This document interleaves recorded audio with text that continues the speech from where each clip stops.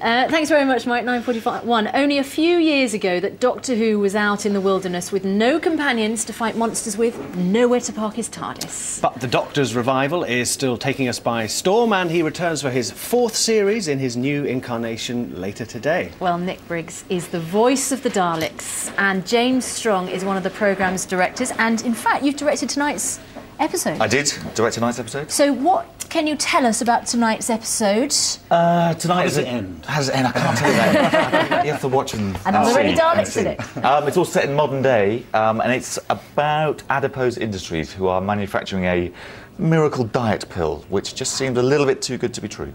And of course, the big thing is a new partner. Yes. Donna. Yes. This is And tonight is the tell return. us a little bit about her. Well, tonight is the return of Donna, and we last saw Donna in The Runaway Bride a few Christmases ago, and so this sees Donna. I think she missed the Doctor, and so she's been looking for him, really. So she's kind of investigating Adipose Industries as well, and the Doctor And they get too. together, but they get together in a purely professional way. Yes. Or something else going friendship. on. Friends. Friendship. Yeah, best friends, I think. So it's very So we different can say- to Rose.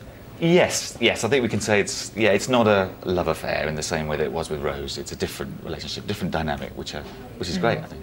Nick, people have a kind of love-hate relationship with the Daleks, don't they? I mean, they're ever so scary. I don't know why. What is it like playing the voice of the Daleks? Or, for some viewers, imitating The voice? real Daleks. Yeah. Yes. Yeah.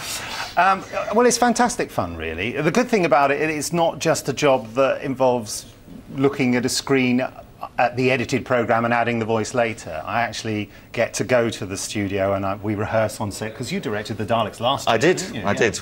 And we rehearse on set, and I'm standing there reading out the lines and pointing to whichever Dalek's meant to be talking at the time. So it's great fun, and it does do that thing that keeps happening here. A shiver goes down everyone's spine. Or a laugh. You know, In your case. I laugh 'Cause you keep afterwards laughing. because I've become evil. We asked some of our younger viewers to send in some questions for you. Aaron from High Wycombe says, how come Daleks fought Time Lords in the first place? Well, the Time Lords started it, you see, because back in 1975, oh yes, I know, back in 1975, in a story called Genesis of the Daleks, the Time Lords tried to get the Doctor to avert the creation of the Daleks.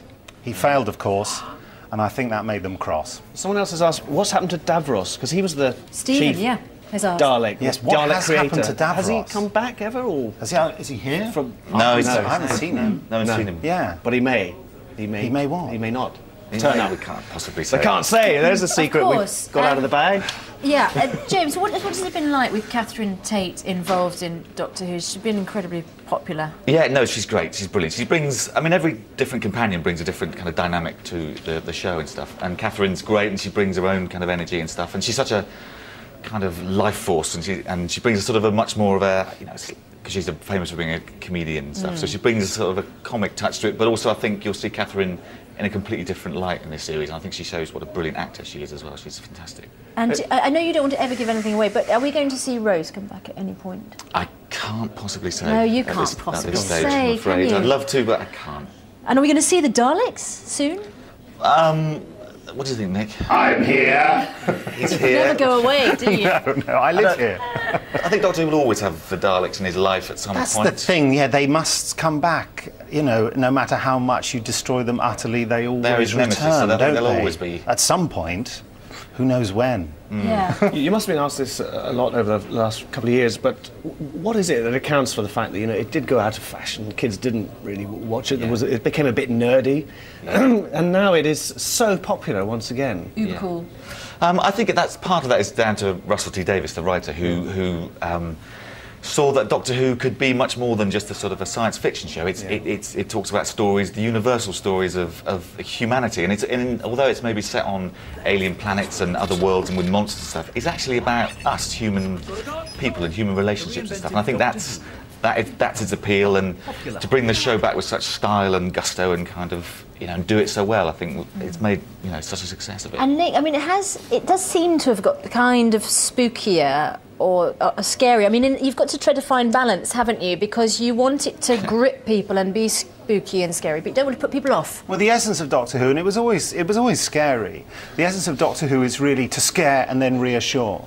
So it's, you know, and it's okay, because Doctor Who's nice and he'll save the day. And that's the thing. So it's a very safe environment for children to rehearse the emotions of fear and stuff like that. So yeah, it's good. We were running a report earlier and we interviewed a couple of viewers, and one of the obvious attractions of this new series, or the new series, has been David Tennant. I mean, how key is he, do you think, to the current popularity of it? Well, very key. I think David's made the Doctor, you know, his own. Best Doctor ever?